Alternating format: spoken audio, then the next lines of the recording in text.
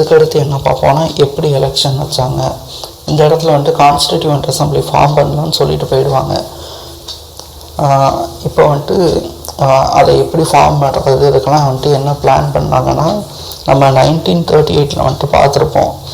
ஜவஹர்லால் நேரு வந்துட்டு ஹரிபுரா செஷனில் வச்சு ஒன்று சொல்லியிருப்பாங்க, அவுட் சைட் இன்டர்ஃபியரன்ஸ் இருக்கக்கூடாது, கான்ஸ்டிடியூவன்ட் அசம்பிளி வச்சு நம்ம கான்ஸ்டிடியூஷனை எழுதணும், அந்த அசம்பிளி எப்படி எலெக்ட் பண்ணணும்னா அடல்ட் ஃப்ரான்ச்சைஸ் வச்சுன்னு சொல்லியிருப்பாங்க. ஸோ அதுபடி வந்துட்டு எலெக்ஷன் வைக்க ஸ்டார்ட் பண்ணிடுவாங்க. ஸோ அதை பற்றி டீட்டெயிலாக பார்ப்போம். இங்கே வந்துட்டு பார்த்தீங்கன்னா கொஞ்சம் சொசாக எழுதியிருப்பேன். இது வந்துட்டு 1946 மார்ச் மவுஸ் பாயிண்ட் வச்சுருக்கேன். ஸோ அதை ஃபாலோ பண்ணிக்கோங்க. March 24 வந்துட்டு கேபினெட் மிஷன் வந்திருப்பாங்க. May 16 வந்துட்டு ரிப்போர்ட் சப்மிட் பண்ணிவிடுவாங்க. அந்த இதெல்லாம் இப்போ பார்த்துருப்போம். மேக்கு அடுத்து அதே 1946 ஜூலை டு ஆகஸ்ட் வந்துட்டு என்னென்னா எலெக்ஷன் வந்துட்டு வைக்க ஆரம்பிச்சிருவாங்க. இந்த எலெக்ஷன் மெத்தடு இதெல்லாம் வந்துட்டு பின்னாடி டீட்டெயிலாக பார்ப்போம். இப்போ வந்துட்டு ஜூலை டு ஆகஸ்ட் வந்துட்டு எலெக்ஷன் வந்துட்டு நடக்கும் 1946 கான்ஸ்டிடியூவன்ட் அசம்பிளி ஃபார்ம் பண்ணுறதுக்காக. இந்த ஜூலை 8 வந்துட்டு என்ன பண்ணுவாங்கன்னா, நம்ம காங்கிரஸ் வந்துட்டு எக்ஸ்பர்ட்ஸ் கமிட்டின்னு சொல்லிட்டு ஒன்று ஃபார்ம் பண்ணுவாங்க. இந்த கமிட்டி மூலமாக இதை எதுக்காக ஃபார்ம் பண்ணியிருப்பாங்கன்னா, இப்போ நம்ம கான்ஸ்டிடியூவன்ட் அசம்பிளி ஃபார்ம் பண்ணுறதுக்காக எலெக்ஷன்லாம் நடக்குது. இந்த கான்ஸ்டிடியூவன்ட் அசம்பிளி ஃபார்ம் பண்ணதுக்கு அடுத்து இது எப்படி செயல்படணும்னு சொல்லிட்டு செட் ஆஃப் ரூல்ஸ் அண்ட் ரெகுலேஷன்ஸ்லாம் கொண்டு வரணும் பார்த்தீங்களா. ஏன்னா கான்ஸ்டிடியூவன்ட் அசம்பிளி வந்துட்டு ஏதானோன்னு சொல்லிட்டு ஸ்டார்ட் பண்ணிட முடியாது. அந்த கான்ஸ்டிடியூவன்ட் அசம்பிளிக்குள்ளேயே நிறைய கமிட்டிஸ் போட வேண்டியது இருக்கும். அந்த கமிட்டிஸ்க்கு வந்துட்டு ஒவ்வொருத்தவங்களுக்கும் என்னென்ன ரோல்னு சொல்லி டிஃபைன் பண்ண வேண்டியதாக இருக்கும். ஸோ அந்த வேலையெல்லாம் வந்துட்டு இந்த எக்ஸ்பர்ட்ஸ் கமிட்டி வந்துட்டு பார்த்துக்குவாங்க. இவங்க வந்துட்டு அந்த கான்ஸ்டிடியூவன்ட் அசம்பிளி ஃபார்ம் பண்ணுறதுக்கு முன்னாடியே அது எப்படி செயல்படணுன்ற ஒரு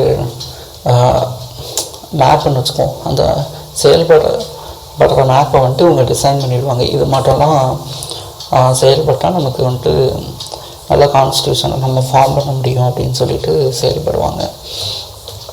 ஓகே, இவங்களோட ஃபர்ஸ்ட் சிட்டிங் எப்போ நடக்கும்னா ஜூலை 1, 1946 நடக்கும். ஃபர்ஸ்ட் சிட்டிங் எப்போ நடக்கும்னா ஜூலை 20 to 22 நடக்கும். செகண்ட் சிட்டிங் எப்போ நடக்கும்னா ஆகஸ்ட் 15 to ஆகஸ்ட் 17 நடக்கும். ஓகே, இப்போ வந்துட்டு நம்ம எக்ஸ்பர்ட்ஸ் கமிட்டியோட வேலை முடிஞ்சு இவங்க வந்துட்டு நம்ம எல்லாத்தையும் ரெடி பண்ணி கொடுத்துருவாங்க. கான்ஸ்டிடியூவன்ட் அசம்பிளி வந்துட்டு எப்படி செயல்படணும், அதோட ப்ரொசீஜர்ஸு, என்னென்ன கமிட்டிஸ்லாம் இருக்கணும், அந்த கமிட்டிஸ்க்கு வந்துட்டு என்னென்ன ரோல்ஸ் கொடுக்கணும், அந்த விஷயங்கள்லாம். அதுக்கடுத்து வந்துட்டு அதோட அப்ஜெக்டிவ்ஸ் எல்லாமே ஒரு டிராஃப்ட் மட்டும் கொடுத்து வச்சுருவாங்க. இதெல்லாம் தான் நம்ம ஃபாலோ பண்ணணும், இதெல்லாம் தான் நம்ம மெயின் அப்ஜெக்டிவ்ஸு அப்படின்னு சொல்லிட்டு இது பண்ணி கொடுத்துருவாங்க. இப்போ வந்துட்டு ஆகஸ்ட்டில் எலெக்ஷன் முடிஞ்சிடும்னு சொல்லி பார்த்துருப்போம். ஜூலை டு ஆகஸ்ட் தான் எலெக்ஷன் நடக்கும். இவங்களும் ஆகஸ்ட்லேயே உங்கள் வேலையை முடிச்சிருவாங்க. எலெக்ஷன் நடந்தோன்னா அதுக்கடுத்து ஓட்டிங் இது அந்த ஓட்டெல்லாம் எண்ணுவாங்கல்ல. ஸோ அந்த ப்ராசஸ்லாம் நடக்கும். அந்த ப்ராசஸ்லாம் வந்துட்டு எப்போ கம்ப்ளீட் ஆகும்னா நவம்பர் மந்த்து தான் கம்ப்ளீட் ஆகும். நவம்பர் மந்த் கம்ப்ளீட் ஆனோன்னு ரிசல்ட் அனௌன்ஸ் பண்ணிவிடுவாங்க. ரிசல்ட்ஸ் எல்லாம் வந்ததுக்கு அடுத்து நம்ம அசம்பிளியையும் ஃபார்ம் பண்ணிவிடுவாங்க. இப்போ வந்துட்டு நம்ம எதை பற்றி பார்ப்போம்னா அந்த எலெக்ஷன் எப்படி நடந்துச்சு ஓகே, ஃபஸ்ட் எலெக்ஷன் எப்படி நடந்துச்சுன்னு பார்ப்போம். எலெக்ஷனுக்கு என்ன மெத்தட் யூஸ் பண்ணாங்கன்னு அந்த இதை பார்ப்போம். அதுக்கடுத்து எந்தெந்த ப்ராவின்சஸ்லாம் எலெக்ஷன் நடந்துச்சு, எப்படி நடந்துச்சு சொல்லி அந்த எலெக்ஷனை பற்றி ஃபுல் டீட்டெயில்டாக பார்ப்போம். ஓகே, இங்கே வந்துட்டு பார்த்தீங்கன்னா வந்துட்டு இதுக்கு முந்தினதில் நோட்ஸில் காமிச்சேன் பார்த்தீங்களா, அந்த இதெல்லாம் சொல்லியிருப்பாங்க. ஓகே, இங்கே வந்துட்டு இப்போ நவம்பரில் வந்துட்டு எலெக்ஷன் ரிசல்ட்டெல்லாம் வந்துடும்னு சொல்லி பார்த்துருப்போம். இப்போ எலெக்ஷன் ப்ராசஸ் எப்படி நடந்திருக்கும்னா, கவர்மெண்ட் ஆஃப் இந்தியா ஆக்ட் 1935 வந்துட்டு ஒரு எலெக்ஷன் மெத்தட் ஃபாலோ பண்ணியிருப்பாங்க பார்த்தீங்களா, லிமிட்டட் ஃப்ரான்ச்சைஸ்னு சொல்லிட்டு. இந்த ஓட்டிங் ரைட்ஸ்லாம் யாருக்கெல்லாம் கொடுத்துருப்பாங்கன்னா, டேக்ஸ் அதிகமாக கட்டுறவங்க, லேண்ட் அதிகமாக வச்சுருக்கவங்க, அதாவது ப்ராப்பர்ட்டி அதிகமாக வச்சுருக்கவங்க, அதுக்கடுத்து நல்ல எஜுகேட்டட் பீப்புள், இவங்க மட்டும்தான் ஓட்டு போட முடியுன்ற மட்டும் ஒரு செட் வச்சுருப்பாங்க. ஸோ இதை தான் வந்துட்டு இந்த இடத்துல ஃபாலோ பண்ணுவாங்க. ஓகே ஓகே இதை தான் வந்துட்டு ஃபாலோ பண்ணுவாங்க.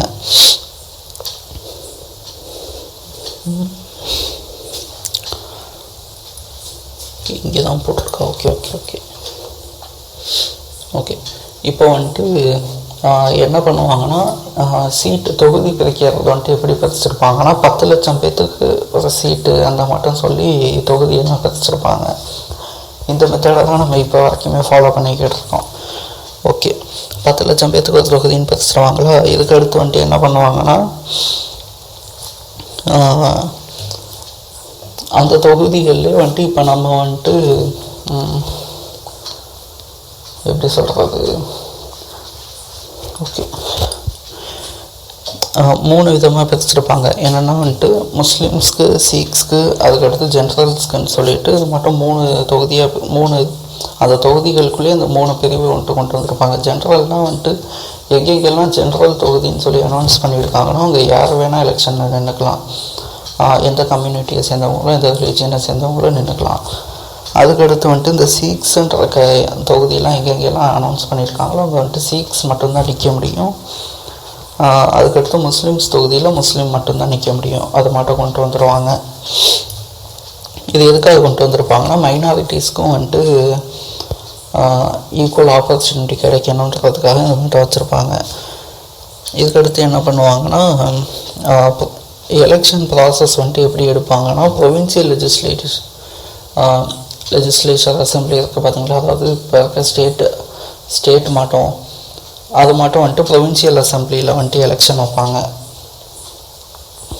அந்த எலெக்ஷனில் வந்துட்டு ஜெயிக்கிறவங்கள வந்துட்டு இன்டைரக்டாக எடுத்து கான்ஸ்டியூவன்ட் அசம்பிளியில் வந்துட்டு போட்டுருவாங்க. ஓகே, அதுக்கடுத்து வந்துட்டு ஓட்டிங் மெத்தட் என்ன ஃபாலோ பண்ணுவாங்கன்னா, சிங்கிள் ட்ரான்ஸ்ஃபரபிள் ஓட்டிங்னு சொல்லுவாங்க. இது வந்துட்டு ஆக்சுவலாக நம்ம பிரசிடெண்ட், வைஸ் பிரசிடெண்ட் இவங்களெல்லாம் பார்க்கும்போது இந்த ஓட்டிங் மெத்தடை வந்துட்டு டீட்டெயிலாக பார்ப்போம். இப்போ வந்துட்டு single transferable voting method follow பண்ணுறாங்கன்னு மட்டும் தெரிஞ்சு வச்சுக்கோங்க. ஓகே, இது ஏன்னா எக்ஸ்பிளைன் பண்ணால் பெரிய டாப்பிக்காக போகும் இந்த மெத்தடே. ஓகே, அதுக்கடுத்து வந்துட்டு பிரின்ஸ்லி ஸ்டேட்டெல்லாம் இது வந்துட்டு பார்த்தீங்கன்னா, இது சொல்லவே இல்லையா. ஓகே ஓகே ஓகே பிரின்ஸ்லி ஸ்டேட்டெல்லாம் வந்துட்டு எப்படின்னா, அவங்க வந்துட்டு எலெக்ஷன் வைக்க மாட்டாங்க. அதுக்கு பதிலாக அவங்களே வந்துட்டு ஒரு மெம்பரை வந்துட்டு நாமினேட் பண்ணிக்குவாங்க. அவங்களோட அந்த ஸ்டேட்டுக்குள்ளே, பிரின்ஸ்லி ஸ்டேட் அவங்களோட அந்த ஆளுமைக்கு உட்பட்ட இடத்துக்குள்ளே இருந்து அவங்களுக்கு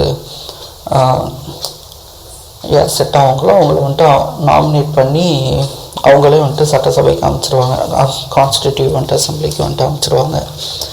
இது ஆக்சுவலாக வந்துட்டு எப்படின்னா, நம்ம கான்ஸ்டிடியூவன்ட் அசம்பிளியை வந்துட்டு 2 விதமாக பிரிக்கணும். ஒன்று வந்துட்டு பிரிட்டிஷ் இந்தியா, இன்னொன்று வந்துட்டு பிரின்ஸ்லி ஸ்டேட்ஸ். பிரிட்டிஷ் இந்தியாவில் வந்துட்டு ஃபுல் அண்ட் ஃபுல் வந்துட்டு பிரிட்டிஷ் கண்ட்ரோலில் இருக்க இடம்.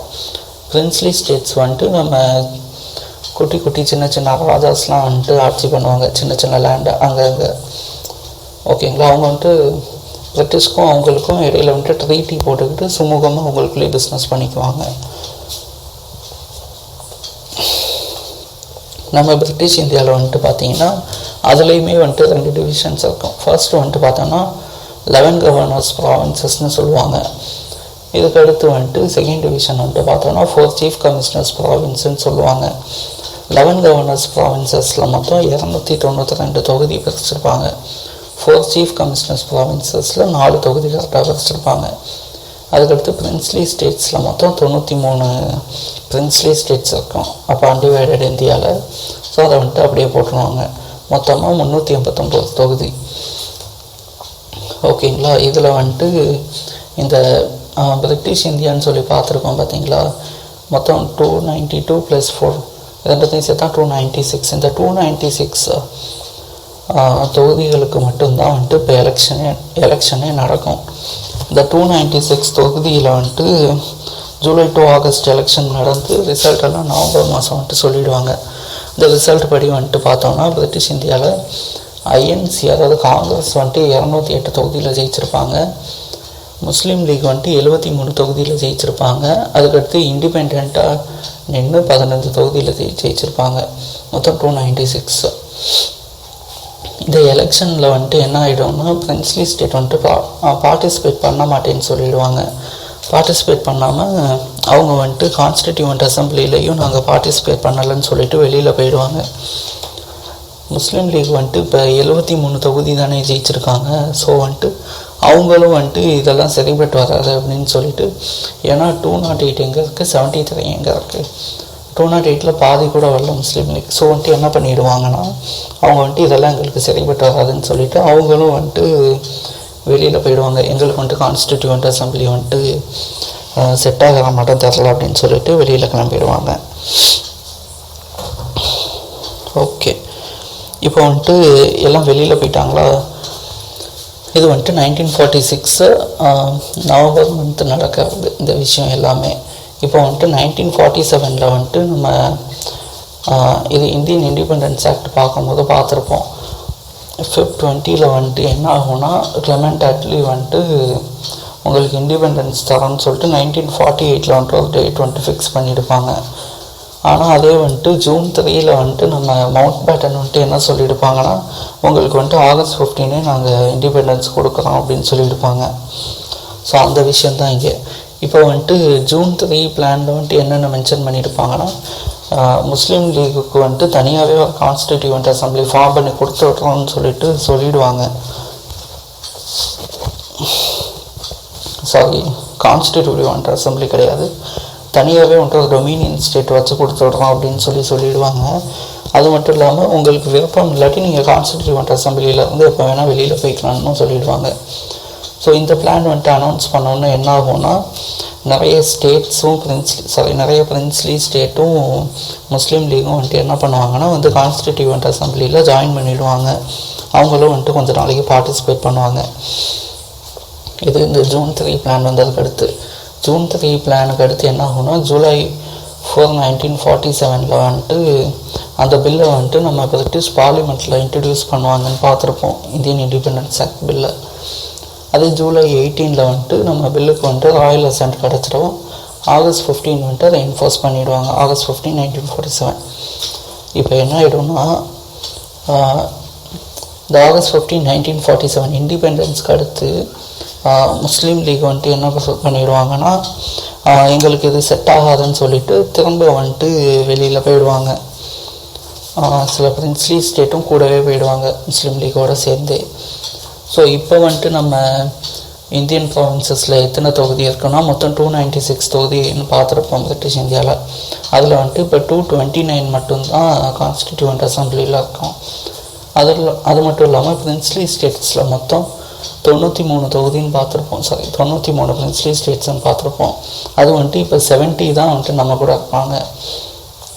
இந்த 389 இந்த தொகுதி வந்துட்டு இப்போ 299 ஆகிடும். இப்போ நம்மக்கிட்ட வந்துட்டு 299 தொகுதி மட்டும்தான் இருக்குது. மற்ற எல்லாமே வந்துட்டு கான்ஸ்டிடியூவன்ட் அசம்பிளி வேணான்னு போயிடுவாங்க. எப்போனா August 15, 1947 அடுத்து.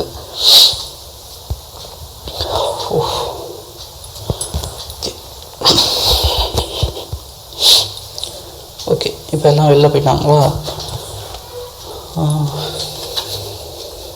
ஓகே, இப்போ வந்துட்டு முஸ்லீம் லீக் வந்துட்டு பிடிக்கலன்னு சொல்லிட்டு கிளம்பிடுவாங்க.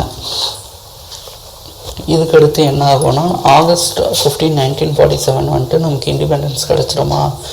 இதுக்கடுத்து வந்துட்டு August 17, 19 செகண்ட் August 29, 1947 வந்துட்டு நம்ம டிராஃப்டிங் கமிட்டியை இப்போ தான் ஃபார்ம் பண்ணுவாங்களே. அதாவது சட்டம்லாம் கான்ஸ்டிடியூஷனை எழுதுவாங்க பார்த்தீங்களா, அதை வந்துட்டு இப்போ தான் ஃபார்ம் பண்ணுவாங்களே. அதை வந்துட்டு டிராஃப்டிங் கமிட்டின்னு சொல்லுவாங்க. எப்போ ஃபார்ம் பண்ணுவாங்கன்னா August 29, 1947 தான் ஃபார்ம் பண்ணுவாங்களே. இது எல்லா பிரச்சனையும் முடிஞ்சதுக்கு அடுத்து. ஓகே, இப்போ நம்ம வந்துட்டு இந்தியன் இண்டிபெண்டன்ஸ் வந்துட்டு 1947 கிடச்சிரும். August 15, 1947 வந்துடும். ஓகே, இதுக்கு அடுத்து இந்த இண்டிபெண்டன்ஸ் ஆக்ட்னால வந்துட்டு 3 சேஞ்சஸ் நடக்கும். அது என்னென்னு பார்த்தோன்னா நமக்கு வந்துட்டு அந்த இந்தியன் இண்டிபெண்டன்ஸ் ஆக்டில் வந்துட்டு நம்ம கான்ஸ்டிடியூவன்ட் அசம்பிளி வந்துட்டு ஃபுல்லி சோவர்ஜின் பாடின்னு சொல்லிட்டு அனௌன்ஸ் பண்ணிடுவாங்க. அது ஒன்று. அதுக்கடுத்து வந்துட்டு முஸ்லீம் லீக் வந்துட்டு நம்ம கான்ஸ்டிடியூவன்ட் அசம்பிளிலேருந்து வித்ட்ரா பண்ணிடுவாங்க. அவங்க கூட வேறு என்னென்ன இதெல்லாம் போவாங்கன்னு பார்த்தீங்கன்னா, வெஸ்ட் பஞ்சாப், அதாவது வந்துட்டு இப்போ இருக்க நம்ம பாகிஸ்தான், அதுக்கு முன்னாடி வந்துட்டு வெஸ்ட் பஞ்சாப்னு சொல்லுவாங்க. அதுக்கடுத்து ஈஸ்ட் பெங்கால். ஈஸ்ட் பெங்கால்ன்றது ஒன்றும் கிடையாது, நம்ம இப்போ பங்களாதேஷ்ன்னு சொல்லிகிட்டு இருக்கோம் பார்த்தீங்களா, அதான் ஈஸ்ட் பெங்கால். அப்போ அதுக்கடுத்து NWFP, நார்த் வெஸ்டர்ன் ப்ராவின்சஸ்ன்னு சொல்லுவாங்க, அது கொஞ்சம் கிடக்கும். அதுக்கடுத்து வந்துட்டு சிந்துன்னு சொல்லிட்டு ஒரு ரீஜியன். அதுக்கடுத்து பலுக்கிஸ்தான். அதுக்கடுத்து வந்துட்டு சைஹட் டிஸ்ட்ரிக் ஆஃப் அசாமில் இருக்க ஒரு டிஸ்ட்ரிக். ஓகேங்களா, இவங்கெல்லாம் வந்துட்டு முஸ்லீம் லீகோடையே வந்துட்டு சேர்ந்து வெளியில் போயிடுவாங்க. அதுக்கடுத்து வந்துட்டு இவங்க எல்லாம் சேர்ந்து வந்துட்டு பாகிஸ்தானுக்குன்னு தனியாக வந்துட்டு ஒரு கான்ஸ்டிடியூவன்ட் அசம்பிளி ஃபார்ம் பண்ணுவாங்க. இந்த இந்தியன் இண்டிபெண்டன்ஸ் ஆக்டை என்ஃபோர்ஸ் பண்ணதுக்கு அடுத்து, அதாவது August 15, 1947 அடுத்து. ஓகே, அவ்வளோதான். இப்போ வந்துட்டு நம்ம கான்ஸ்டிடியூவன்ட் அசம்பிளியில் வந்துட்டு 2 பாடி வச்சுருப்பாங்க. என்னென்னா கான்ஸ்டிடியூவன்ட் பாடி, லெஜிஸ்லேட்டிவ் பாடின்னு சொல்லிட்டு 2 இது வச்சுருப்பாங்க. கான்ஸ்டிடியூவன்ட் பாடி வந்துட்டு டாக்டர் ராஜேந்திர பிரசாத் வச்சுருப்பாங்க, அது அவங்க தான் தலைமை தாங்குவாங்க. அதுக்கடுத்து லெஜிஸ்லேட்டிவ் பாடி வந்துட்டு நம்ம GV மவலங்கர், அவங்க தான் தலைமை தாங்குவாங்க. இப்போ வந்துட்டு நம்ம சட்டசபை கான்ஸ்டிடியூவன்ட் அசம்பிளி வந்துட்டு கூடும் பார்த்திங்களா, அது நம்ம கான்ஸ்டிடியூஷனை பற்றி டிஸ்கஸ் பண்ண போகுதுன்னா அந்த டைமில் வந்துட்டு நம்ம ராஜேந்திர பிரசாத் வந்துட்டு தலைமை தாங்குவார். அதுவே வந்துட்டு இப்போ அந்த அசம்பிளி வந்துட்டு லெஜிஸ்லேட்டிவ் பர்பஸ்க்காக கூடுதுன்னு வைங்களேன், அப்போ வந்துட்டு நம்ம மவலங்கர் தலைமை தாங்குவாங்க. நம்ம GV மவலங்கர் தான் வந்துட்டு நம்மளோட ஃபர்ஸ்ட் ஸ்பீக்கர். ஓகே, இதுக்கடுத்து வந்துட்டு இந்த கமிட்டிஸு, அதுக்கடுத்து மற்றது நம்ம நேஷ்னல் ஆந்தம், நேஷ்னல் ஃப்ளாக் அதெல்லாம் வந்துட்டு எப்போ அடாப்ட் பண்ணாங்க அந்த விஷயம். அதுக்கடுத்து டிராஃப்டிங் கமிட்டி எப்படி செயல்பட்டாங்க, நம்ம கான்ஸ்டிடியூவன்ட் அசம்பிளியை எப்படிலாம் கிரிட்டிசைஸ் பண்ணாங்க, அதுக்கடுத்து அங்கங்கே சின்ன சின்ன இம்பார்ட்டண்ட் ஃபேக்ட்ஸ் நம்ம கான்ஸ்டிடியூஷனை பற்றி, நம்ம கான்ஸ்டிடியூவன்ட் அசம்பிளியை பற்றி, இதெல்லாம் வந்துட்டு நம்ம நெக்ஸ்ட் கிளாஸில் பார்ப்போம், டீட்டெயிலாக பார்க்கலாம். Okay, thank you. இதுக்கடுத்து வந்துட்டு இந்த ஸ்லைட்ஸ் எல்லாம் கொஞ்சம் பார்த்து வச்சுக்கோங்க. இதை நம்ம ஆல்ரெடி வந்துட்டு அந்த சின்ன இது மாற்றம் போட்டு காமிச்சேன் பார்த்தீங்களா, மொத்தம் 389 தொகுதி. அதில் நம்ம பிரிட்டிஷ் இந்தியாவுக்கு இத்தனை அந்த டீட்டெயில்ஸ் எல்லாம் இதில் கொடுத்துருப்பான். ஓகே, அதுக்கடுத்து எக்ஸ்பர்ட்ஸ் கமிட்டியில் வந்துட்டு என்னென்ன மெம்பர்ஸ்லாம் இருந்தாங்க, எப்போ எத்தனை சீட்டிங்ஸ் வச்சாங்க, ஸோ அந்த டீட்டெயில்ஸ் எல்லாம் இருக்கும். ஓகே, இதுக்கடுத்து நம்ம எலெக்ஷனில் ஜெயிச்சதுக்கு அடுத்து அந்த ரிசல்ட் எக்ஸ்பிளைன் பண்ணல, அந்த விஷயம்லாம் வந்துட்டு இந்த இதில் இருக்கும். ஓகே, அந்த எலெக்ஷனில் வந்துட்டு என்னென்னா